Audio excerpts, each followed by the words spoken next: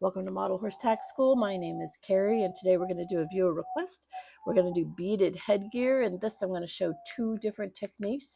I have a third one in another video. There was that black and silver, and then there's this brown and silver. They're both different techniques depending upon the beads that you have.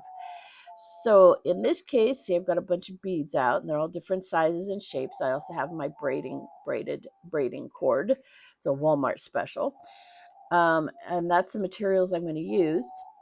In order to do this, I'm using 1, 2, or 3 millimeter beads, and I'm looking for the beads that have a large enough hole that I can fit that braiding cord through.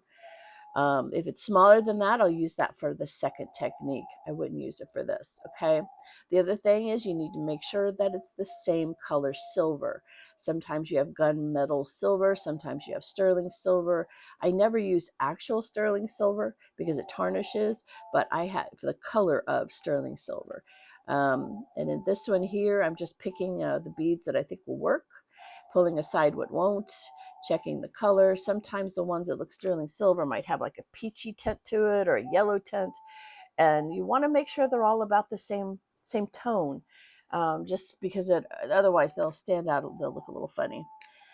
You also want long beads and you want round beads, maybe octagonal beads. So you want beads that are not just be round like seed beads. You want something that's texture and color and shape. So I was just going through all of my beads here, trying to see if there's anything else I wanted to use in the pattern. I'm figuring out what the pattern is going to be. I'm going to go round, small round, big round, octagonal, and then a ferrule, which is the longer bead.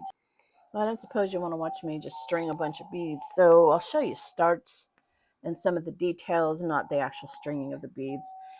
Here is the rommel end of the rein, and turn that into a loop.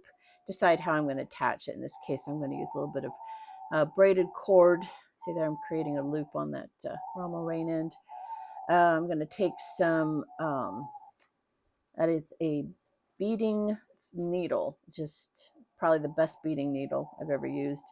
Pulling the string out of the center of that braided braiding cord, and then I'm going to feed through a different thread that I can use to bead my beads onto. And then I could do a wire wrap, a crimp bead, not a wire wrap. Or you could do a wire wrap. You could do a thread wrap. You could do a crimp bead. But that would be how I would start my rein end. And then I would start threading all these beads on in the pattern that I decided.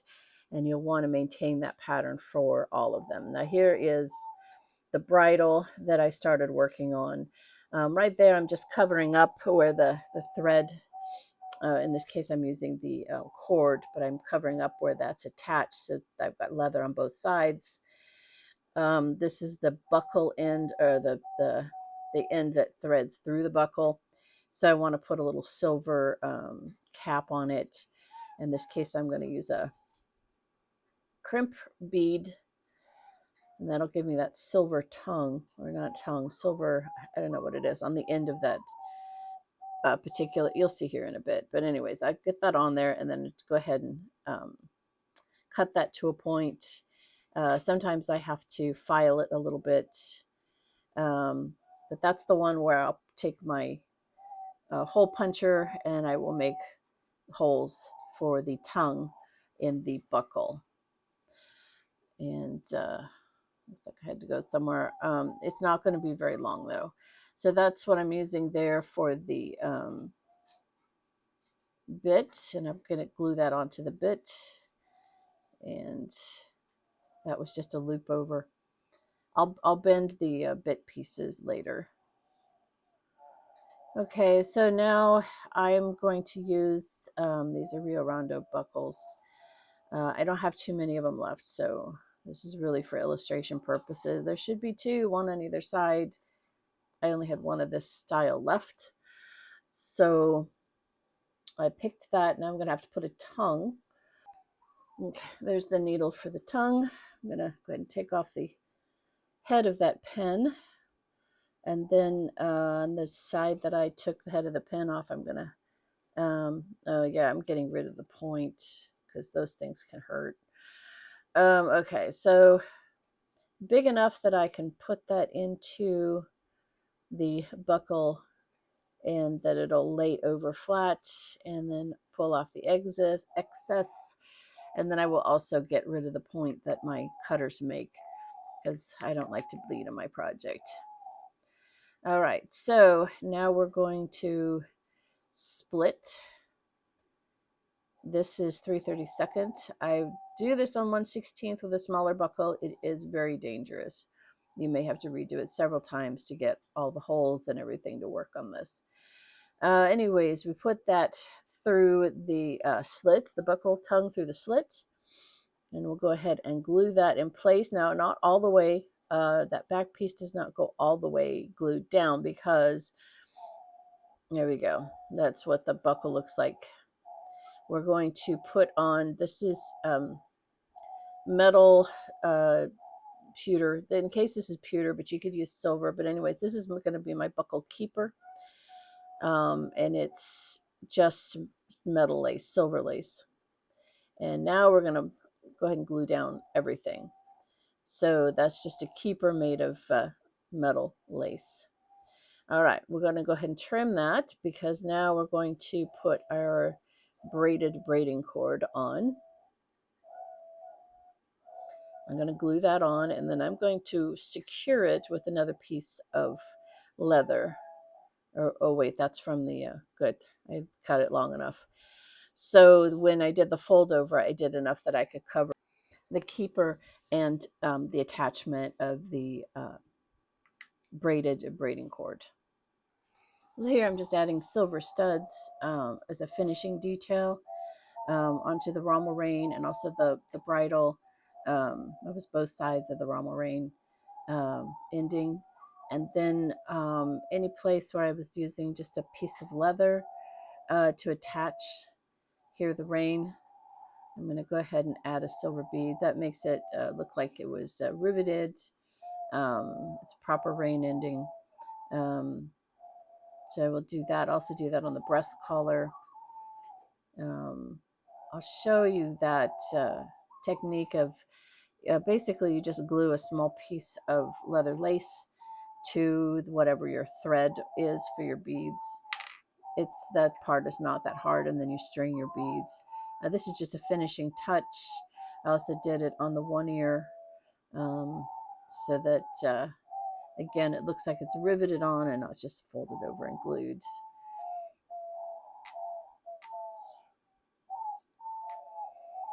Birds are happy this morning.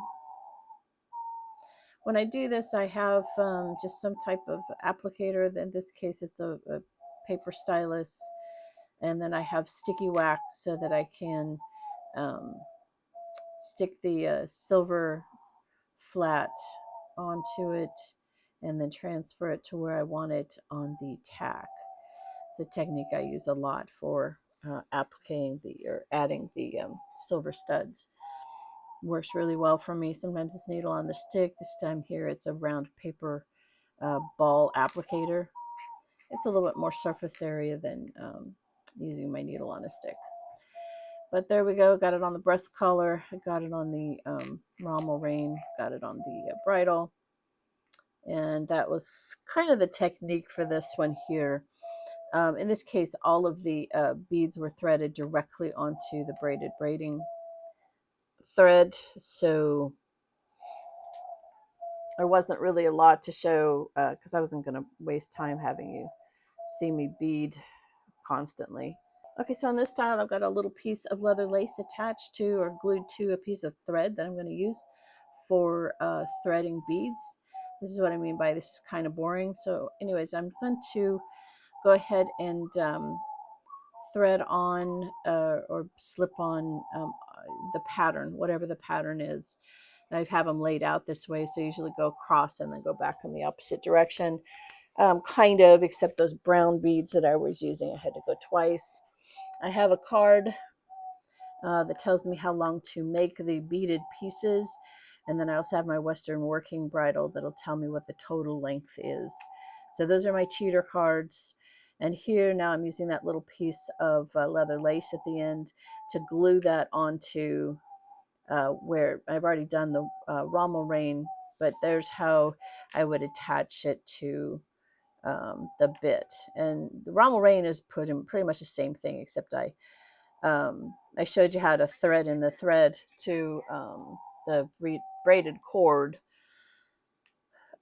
That's the technique I was using. So now, because I have what I want for the cheek piece, I'm going to go ahead and cut the length I need, and then I'm going to glue right to where the bead is. So you see that? Really simple. And then I will go ahead and take another small piece and glue it on the other side just to keep that thread in place. And I will trim that shorter piece, which I've just skived just to be able to do this. But there you go. And then I'm going to go ahead and put my crimp bead on so that I get my silver end to show the buckle off to my best ability. And then when I got that done, I will get out my hole maker and I will make the holes for the tongue. You see, I already did the rein. Okay, so we're starting the other side of the bridle now. I've got a skived piece. It's not very big, maybe half an inch. There I've glued the thread onto it, slipped it through the bit, fold over, and glue. And that is going to help keep the thread from coming out. Okay, now I'm just going to go ahead and slip the beads on based on the pattern I've selected. These have this little brown color beads in them as part of the pattern, which is actually very normal. So just go up the line, down the line, up the line until it's the right length based on, so it's about the same on both sides. And usually it's pretty short because you have a buckle on both sides. In this case, I only had so many of these buckles, so I did the same on both sides, but I only put the buckle on one side. Here I'm skiving. You can't see it. It's kind of boring, but I'm just skiving some leather lace. And then that'll allow me to glue right where the bead is. So that thread is on the leather lace and it's glued right up to where that bead is, the last bead is. And then another little piece of leather lace over the top. That's why skiving is so important. Just to make sure, and I can cut both the thread and the leather lace. That should secure it so it doesn't come apart. Next, we need to add the buckle. So that's not going to be, I decided to go ahead and close up all the beads so I don't accidentally knock them all over the place. That's always a good idea when you're done with them. Okay, so this is where the buckle is going to be. And okay, this is the one ear for the 1 ear bridle. Leather lace on one end. It's about a half an inch. Went ahead, beaded per the pattern. And then I'm going to take another piece of leather lace about the same length. And we'll go ahead and glue that to the other side. I'm not putting an extra piece of leather on the back because these are both going to fold over. So there's a nice slow version of me getting that, pulling it on there nice and tight so the end of the leather lace tucks right up against that bead. And let that go ahead and dry before I clip off that thread, or I might actually pull it right off of there. Okay, when it's dry enough that the thread's not going to come off, just go ahead and get rid of the extra thread. And now we've got to the bridle here. I've already put a curb chain on there. Go ahead and put it on. Now we want to make sure we don't glue this to the brow band. So we're just going to put enough glue to handle this fold over.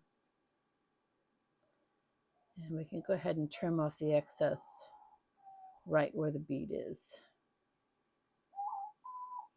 There you go. Do the same to the other side.